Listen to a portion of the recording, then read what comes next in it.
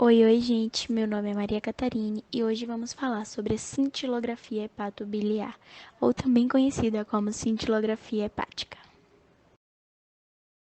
O nosso grupo é composto pelas integrantes Bruna Batista, Caroline Santana, Karen Oliveira, Maria Eduarda Trindade, Maria Catarine Rodrigues, que vos fala, Tainá Flitos e Vitória Santiago.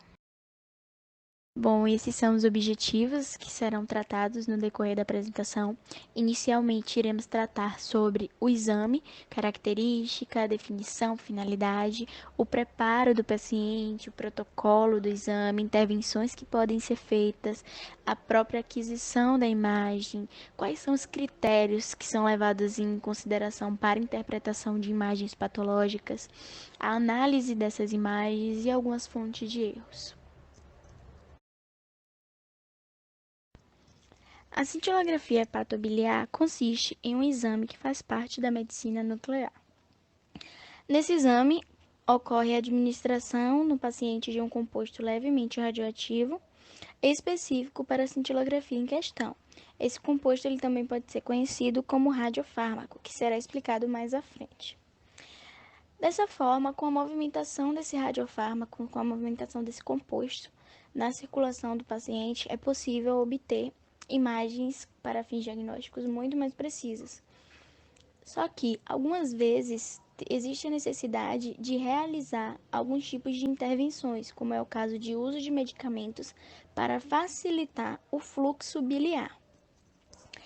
A finalidade desse exame consiste na avaliação da função hepatocelular, na avaliação da permeabilidade do sistema biliar, além de conseguir também analisar o fígado e as vias biliares. Consegue avaliar o conjunto de ductos que conectam o fígado a outros órgãos do sistema digestivo, como é o caso da relação da ligação do fígado com o pâncreas, com a vesícula biliar, com o duodeno. Diante de diversas indicações que pode ter para a utilização desse exame, encontramos algumas, como é o exemplo de avaliar a obstrução do ducto biliar comum, gerar um diagnóstico para coleciste aguda ou crônica, consegue detectar extravasamento biliar e consegue também detectar a fístula biliar. Além dessas, outros tipos de indicações são avaliação de presença de cálculo ou presença de alguma inflamação na vesícula biliar, consegue avaliar o tamanho, a forma e a posição do fígado e do baço, detecta, mede e consegue monitorar também massas presentes no fígado ou no baço, fazem uma análise de função hepática em doença crônica ou doença aguda, avalia, é indicado para avaliação do trânsito biliar no pós-operatório. É indicado também quando querem analisar como está sendo feita a comunicação entre os órgãos que se conectam por meio dessas vias biliares. E, além disso, tem uma indicação para avaliação da fração de ejeção da vesícula biliar, ou seja, quanto quanto de bile está saindo da vesícula biliar. As contraindicações da cintilografia hepática são praticamente inexistentes. Dificilmente ela irá causar algum risco à saúde. Contudo, como a gente sabe, por conter teores radioativos, elas não podem ser realizadas em mulheres grávidas, ou com suspeita de gravidez, ou lactantes. Caso tenha enorme necessidade, seja muito preciso realizar o exame da cintilografia, no caso de mulheres que se encontram amamentando. Repetindo, apenas no caso de mulheres que se encontram amamentando, é preciso fazer uma avaliação do médico nuclear e o médico que solicitou o exame, onde eles vão promover um levantamento, eles vão listar quais são os riscos, quais são os benefícios que aquela informação diagnóstica que o exame irá fornecer. Ou seja, em casos que sejam extremamente específicos, extremamente necessários, podem vir a ser realizados para mulheres que se encontram amamentando, novamente, mulheres que se encontram amamentando. Contudo, deve ser analisado, por exemplo, o tempo que ela irá suspender a amamentação. Geralmente, elas interrompem o aleitamento no dia do exame, no dia da realização do exame, e só deve voltar à prática 2 dias após. Mas, como eu falei, as contraindicações são praticamente inexistentes. As vantagens que a cintilografia hepática fornece, as vantagens que os exames da medicina nuclear, de uma forma geral, fornecem, são muito maiores. Ao cliente, o paciente irá sair dali já com seu diagnóstico. Então, a única contraindicação é para mulheres grávidas, mulheres com suspeita de gravidez ou lactantes, sendo que as mulheres lactantes existem uma OBS, uma observação, que pode vir a ser analisada. Uma coisa interessante também que o professor falou em sala de aula era que dificilmente na área da medicina nuclear era contratada mulheres, justamente pelo fato da gestação, pelo fato de poder gerar. Elas, desde o primeiro mês de gravidez, elas não podem estar trabalhando naquele ambiente. Então, elas têm que ficar 9 meses afastadas, mais 4 a 5 meses de licença. Então, irá acarretar em mais de um ano afastada da sua área, justamente por conta dos riscos, por conta de não poder, de forma alguma, trabalhar ou realizar o exame ela estando grávida. Bom, então vamos falar um pouquinho sobre o preparo do paciente, né? As orientações que são necessárias a serem passadas para eles antes do exame ser realizado propriamente dito. Mas antes da gente falar sobre esse preparo, dando ênfase na cintilografia, né? Que é o nosso tema, eu queria falar um pouquinho, porque é reconhecido, né, que diversos procedimentos que a gente realiza, desde coleta sanguínea, é necessário as orientações. As orientações que antecedem o exame, elas devem ser cumpridas, para que na hora da realização do exame ocorra tudo tranquilo, tudo bem. E para isso, está envolvido os médicos solicitantes, né? Os médicos que vão ser responsáveis por transmitir a orientação inicial ao paciente, eles que garantem o entendimento das orientações e que a sua adesão ao que foi recomendado ao solicitado seja cumprida. Esse aspecto ele pode ser melhorado pela disponibilização de instruções escritas ou verbais, ou seja, o médico ele tem que passar as instruções de uma forma clara, de uma forma coesa, uma linguagem simples, orientando contra o preparo para a cintilografia, que é o que a gente vai falar, tendo sempre como objetivo facilitar o entendimento do paciente, usar palavras fáceis de entendimento, palavras simples, não usar palavras muito difíceis, muito complicadas, porque a gente tem que entender que tem pessoas que são leigas, que não entendem. Então, a gente tem que ser o mais claro, o mais coeso possível, para que assim o paciente saia do local sem dúvidas alguma e que no dia do seu exame seja realizado tudo tranquilo e que ele não chegue lá e diga, não foi me passado isso, aquilo. Então, como eu falei, focando na cintilografia, nos exames de cintilografia hepática, nós vamos começar falando um pouquinho sobre o jejum. O jejum mínimo é de 6 horas e o máximo é de 18 horas. Contudo, em recém-nascidos, eles podem ter um jejum reduzido por 2 horas. A gente vai tirar a última mamada, mais ou menos, que é a média, né, de 3 em 3 horas de um bebê de um recém-nascido. Então, tiraria a última mamada. Mas vale a gente dar uma observaçãozinha nessa parte. O jejum prolongado, né, em torno de 24 horas. Dificilmente alguém vai ficar 24 horas em jejum, mas é bom esclarecer, é bom falar. Como eu falei, tem que estar tudo claro, tudo da melhor forma possível. Esse jejum prolongado, ele pode dificultar o enchimento da vesícula biliar pelo traçador no tempo esperado. Isso vai prejudicar o exame, isso vai prejudicar na hora da realização do exame. Esse exame é administrado um radioindicador por via endovenosa e as imagens elas são obtidas após um intervalo. Ou seja, o que isso quer dizer? Que não vai ser aquele exame rápido que a gente vai sentar, que a gente vai deitar lá na maca e vai estar tudo ok, lá na mesa vai estar tudo ok. Não, vai ser um exame um pouquinho mais demorado. Eu estava dando uma olhadinha e eu vi que geralmente o tempo de permanência do local, ele varia de acordo com o estabelecimento. Cada estabelecimento tem, né, um tempinho, um horário, mas a média é mais ou menos de 2 horas, pois tem um preparo do paciente antes da realização desse exame. Além das orientações, além da anamnese, vai confirmar tudo certinho, como eu disse. Essas orientações devem ser passadas antes da pessoa chegar lá, antes do paciente chegar lá, porque exames da área de medicina nuclear não são de emergência.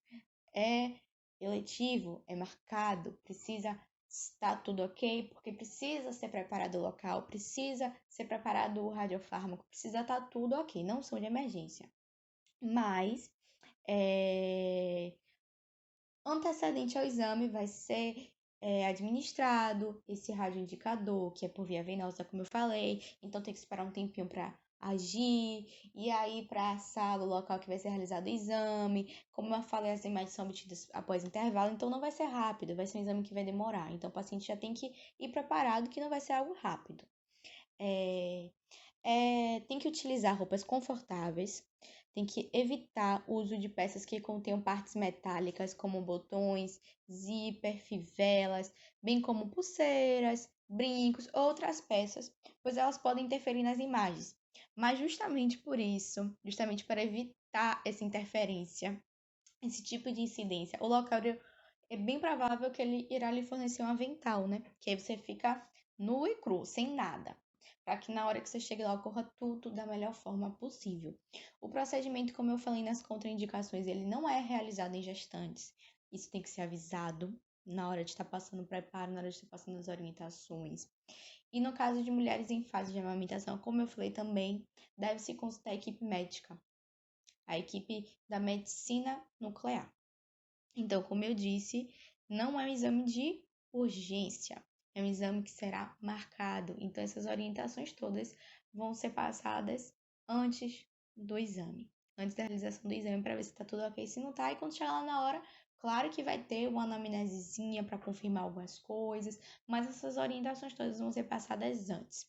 Não há necessidade de acompanhante, esse exame não há essa necessidade, exceto menores de 18 anos, que eles devem estar acompanhados de um responsável legal, e pacientes que necessitem de algum auxílio. Entretanto, se o paciente ele vier acompanhado, recomenda-se que não seja uma gestante. Como eu falei nas contraindicações, de maneira alguma, uma gestante deve estar nesse ambiente. É necessário também que o paciente ele informe os exames da medicina nuclear que foram realizados nos últimos 30 dias para verificar se tem a necessidade de aguardar algum intervalo de tempo antes da realização da cintilografia. Mas dificilmente é realizado esse tipo de exame em períodos curtos. É muito difícil mesmo. Mas, como eu falei, é bom estar tudo claro, tudo da melhor forma possível. O paciente ele não deve ter feito exames que utilizem iodo nas últimas 24 horas antes da realização do exame. Ele deve também apresentar laudos de exame realizados previamente e que sejam de interesse, como a ultrassonografia de bexiga, uma abdômen total, uma RM, ressonância magnética, uma tomografia computadorizada.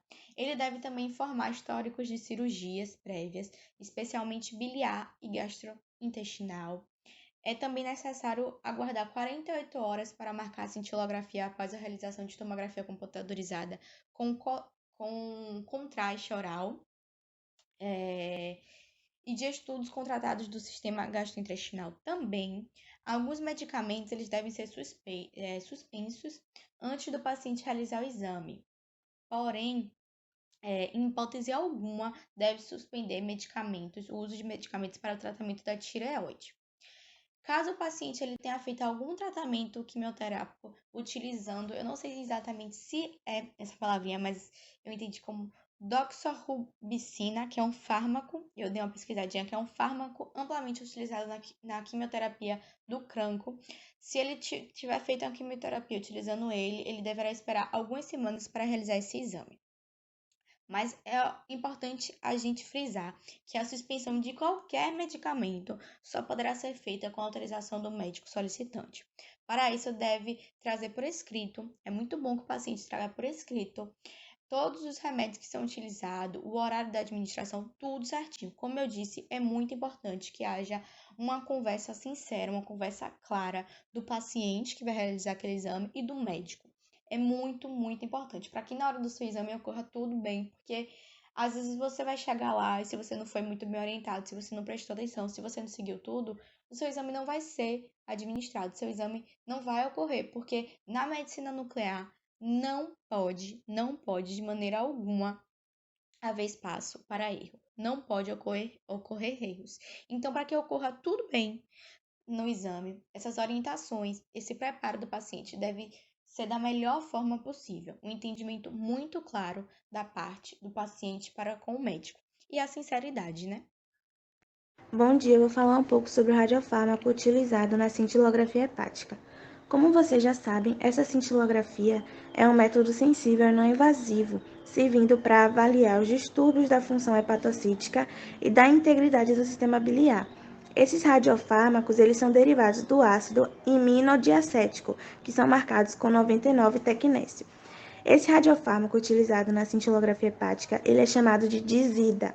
Ele é injetado por via intravenosa e é captado pelos hepatócitos por transporte ativo, indicando presença de hepatócitos funcionantes e seguem o percurso da bilirrubina no sistema biliar. Agora eu vou falar um pouco sobre a descrição do procedimento, desde a chegada do paciente até a realização do exame. Primeiramente, o paciente vai ser recebido pela recepção, onde deverá providenciar os documentos previamente relacionados para a criação ou atualização da ficha cadastral, como ler e assinar o termo de consentimento livre e esclarecido para a realização do exame. O paciente vai receber um crachá de identificação e vai ser encaminhado ao setor técnico para o início do procedimento, para a entrevista de coleta de dados clínicos, a verificação de preparo e de orientações. Em seguida, o paciente vai ser encaminhado à sala de exames e vai ser posicionado na maca. E após isso, uma veia periférica será puncionada e o radiofármaco será injetado. O estudo vai se iniciar com a aquisição de imagens dinâmicas na incidência anterior de abdômen, após a injeção endovenosa do radiofármaco durante 1 hora. Nesse período, deve existir um rápido acúmulo do traçador no parênquima hepático, seguido do seu clareamento progressivo e surgimento de atividade radioativa na árvore biliar intra- e extrahepática, na vesícula biliar e nas alças intestinais.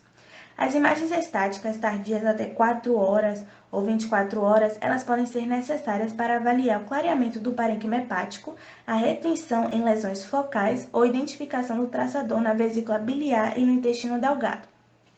O enchimento da vesícula biliar implica impotência do ducto cístico e exclui colicistite aguda com alto grau de certeza, porque a característica cintilográfica da colicistite aguda é a não identificação da vesícula biliar após 3 a 4 horas do início do estudo ou após 30 minutos da infusão de morfina. A administração de morfina endovenosa com nova sequência de imagens dinâmicas por 30 minutos, ela pode facilitar o influxo do traçador para a vesícula, uma vez que ela promove um espasmo temporário do esfíncter de Oddi. Na colicistite crônica, ocorre a visualização da vesícula biliar nas imagens tardias de 3 a 4 horas ou 30 minutos após morfina. O cálculo da fração da ejeção da vesícula biliar pode ser realizado com imagens estáticas de abdômen antes e após a refeição gordurosa, a intervalos pré-determinados. Dentre as causas da redução da fração de ejeção da vesícula biliar está a colicistite alcaculosa crônica, a síndrome do ducto cístico e o espasmo do esfíncter de Oddi. Com isso, percebemos que a ausência do traçador em vesícula biliar e intestino pode ser consistente com a atresia das vias biliares, mas podem também ser causados por doença hepatobiliar ou imaturidade do mecanismo de transporte intrahepático. Agora eu vou falar sobre as intervenções. Uma variedade de intervenções farmacológicas ou fisiológicas podem ser utilizadas para melhorar o valor diagnóstico do procedimento, sendo importante detectar e tratar reações adversas que podem ser causadas por essas intervenções. São exemplos de medicamentos que podem ser utilizados para melhorar a imagem. O primeiro é o pré-tratamento com Cincalid. Cincalid é um octapeptídeo sintético C-terminal da colecistoquinina e é uma droga que é administrada pela via intravenosa de 30 a 60 minutos antes da injeção do radiotraçador. E essa droga ela é utilizada para minimizar um exame falso positivo. Por exemplo, no caso de pacientes com jejum de 24 horas em alimentação parenteral ou com doença intercorrente severa. E essa droga deve ser injetada lentamente, de 3 a 5 minutos, para evitar espasmo biliar e cólicas abdominais. O segundo é o sulfato de morfina, que deve ser utilizado quando houver suspeita de colecistite aguda e a vesícula biliar não visibilizada aos 40 a 60 minutos do exame. E essa droga ela pode ser administrada por via intravenosa lentamente, de 2 a 3 minutos. Se o duto cístico estiver permeável, o fluxo da bile para dentro da vesícula será facilitado pelo espasmo do esfíncter de Oddi, induzido pela morfina. Antes da injeção da morfina, deve-se confirmar se existe atividade do traçador na árvore biliar e no duto biliar comum e nas alças intestinais. Porém, como já foi dito que deve ter atenção às reações adversas que podem ser causadas por esses medicamentos, existem algumas contraindicações para o uso da morfina, que é o caso de depressão respiratória em pacientes não ventilados, alergia à morfina e pancreatite aguda. O terceiro medicamento é a estimulação com cincalide, só que para estudar a contratilidade da vesícula. Essa técnica ela é empregada quando queremos estudar a resposta da fração da vesícula biliar ao cincalide. Em quarto, nós temos também a substituição de uma refeição gordurosa no lugar do cincalide, que é para estudar a fração da ejeção. E, em último lugar, nós temos o fenobarbital, que deve ser utilizado na suspeita de atresia biliar, no qual deve ser administrado 3 a 5 dias antes do exame, com a finalidade de aumentar a excreção do biliar do traçador e aumentar a especificidade do teste. Aquisição da imagem.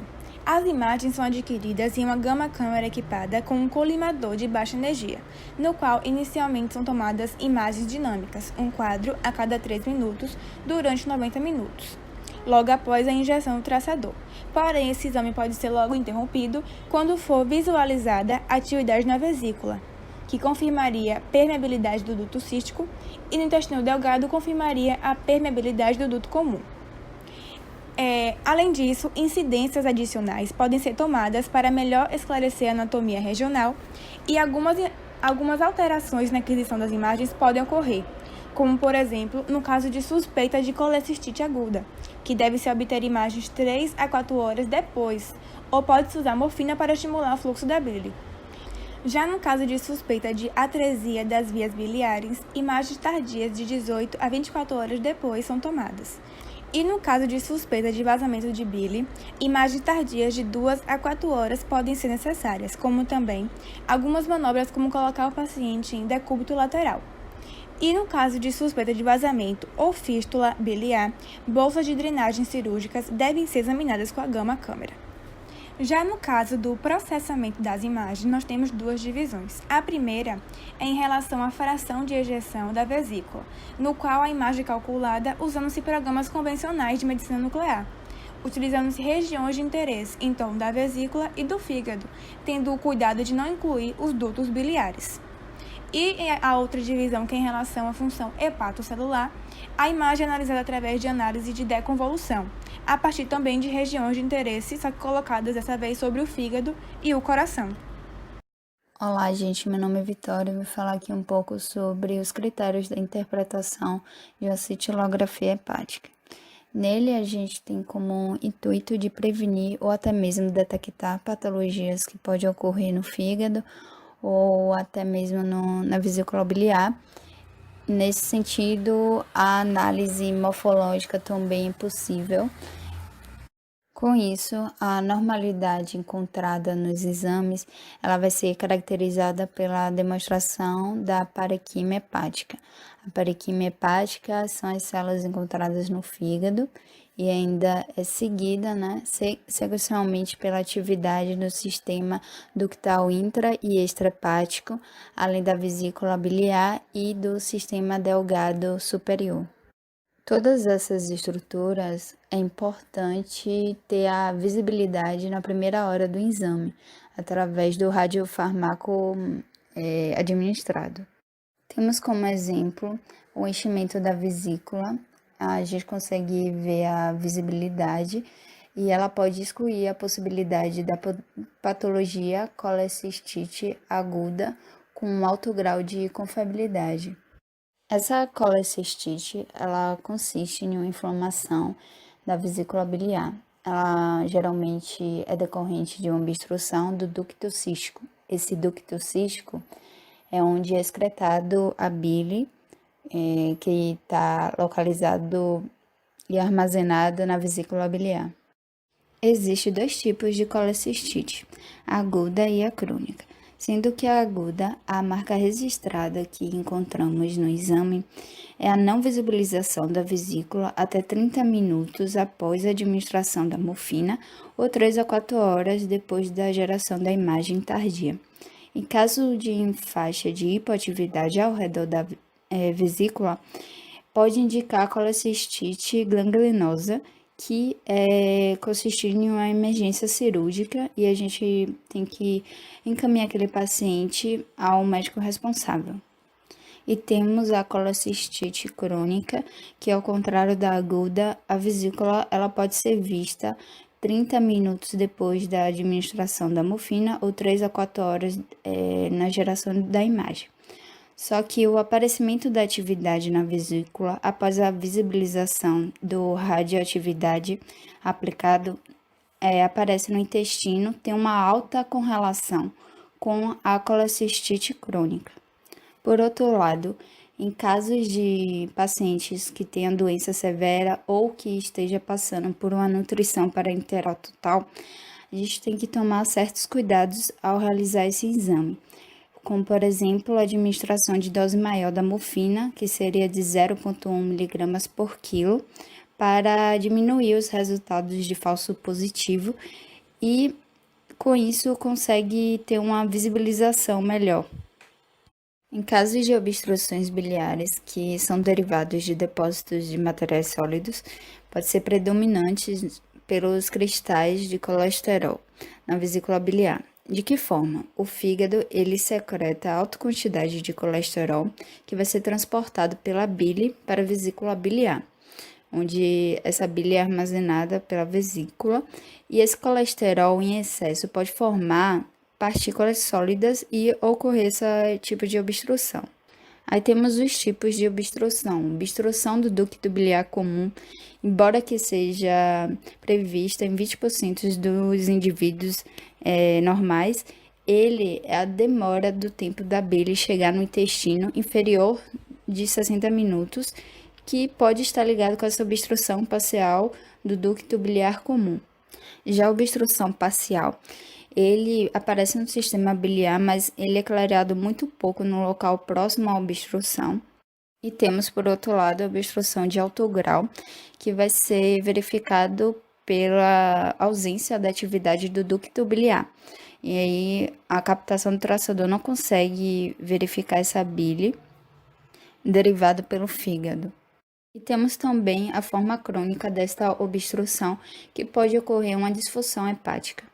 E por último, temos o derrame biliar, também conhecida como refluxo biliar. Ele acontece quando a bile, que vai ser secretada pela vesícula, na primeira porção do intestino, fazendo um ato da digestão, que a gente conhece, ele volta para o estômago ou até mesmo o esôfago, e aí pode ocasionar uma inflamação na mucosa gástrica. E esse derrame biliar ele vai ser caracterizado quando o traçador vai ser encontrado fora do fígado, vesícula, ducto biliares, intestino ou urina. Então, pessoal, esses são alguns critérios que eu consegui encontrar para interpretação de exame, mas a gente sabe que existem outras patologias e com essas outras patologias, outras formas de identificar através desse exame. Agora, dando continuidade ao critério de interpretação e analisando um pouco as imagens, trouxemos alguns exemplos para a análise de colecistite aguda. Na imagem 1, podemos identificar a cintilografia de fígado e vias biliares. Bom, nesse estudo, ele mostra a distribuição homogênea do traçador no parênquima hepático e no tempo de aparecimento das vias biliares intra- e extrahepáticas e na vesícula biliar dentro da normalidade. Na imagem 2, vemos a cintilografia das vias biliares, ou seja, em que não há um acúmulo do radiotraçador no leito vesicular em até 4 horas de estudo. Já na imagem 3, acontece a colecistite aguda, ou seja, note que há um halo de hiperconcentração do radiofármaco delimitando o leito da vesícula biliar. Hoje eu vou falar das principais fontes de erros que podem ocorrer nesse exame. tanto falso positivo ou falso negativo. As principais causas de um exame falso positivo, que é a não visibilização da vesícula na ausência da colestite, incluem jejum insuficiente de 2 a 4 horas, jejum muito prolongado de 24 a 48 horas, especialmente na nutrição parenteral total, que apesar do pré-tratamento com o Sincalid e a estimulação da morfina, ele continua não podendo ser mais de 24 ou 48 horas.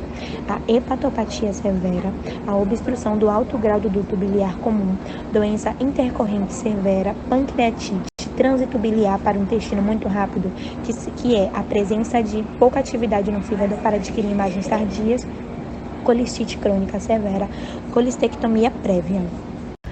As principais fontes de um falso negativo hoje, que seria para a visualização da bexiga na presença da colestite aguda, é a alçada intestinal lumificada, a vesícula, que você bebendo de 100 a 200 ml de água podem ajudar a remover o traçador do duodeno e permitir a diferenciação entre a vesícula e a alçada intestinal.